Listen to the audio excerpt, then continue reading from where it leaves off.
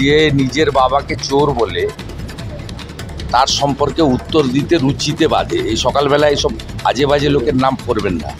আজ আলিপুরদুয়ার যাওয়ার আগে কলকাতা বিমানবন্দরে সংবাদ মাধ্যমের মুখোমুখি হলেন বাংলার জনপ্রিয় জননেতা তথা রাজ্য বিধানসভার বিরোধী দলনেতা সম্মানীয় শ্রী শুভেন্দু অধিকারী মহাশয়। ভোট তো আর কয়েক মাস পরে, ভোট প্রচারের বিষয় নয়। প্রধানমন্ত্রী ওখানে আজকে সরকারি উন্নয়নমূলক কাজও করতে আসছেন এবং পশ্চিমবঙ্গকে তিনি প্রচুর ডেভেলপমেন্টের স্কিম কেন্দ্রীয় সরকারের, সেটা তিনি প্রথম ইনগুরেশন করবেন, ফাউন্ডেশন স্টোন লেইং করবেন, বাংলাকে দিতে আসছেন।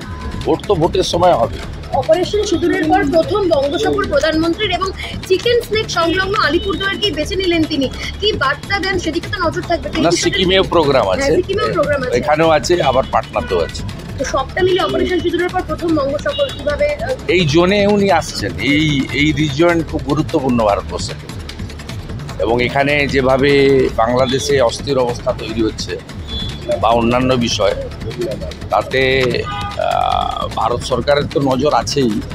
তো আমরা আশাবাদী প্রধানমন্ত্রীর মুখ থেকে আমরা খুব বলিষ্ঠ কিছু বার্তা পাব, যা দেশের পক্ষে তো যথেষ্ট এবং পশ্চিমবঙ্গের ক্ষেত্রেও গুরুত্বপূর্ণ। আমি ওর সম্পর্কে উত্তর দেব। যে নিজের বাবাকে চোর বলে তার সম্পর্কে উত্তর দিতে রুচিতে বাধে। এই সকালবেলা এইসব আজে বাজে লোকের নাম করবেন না। আমি এর মন্তব্য করতে পারবো।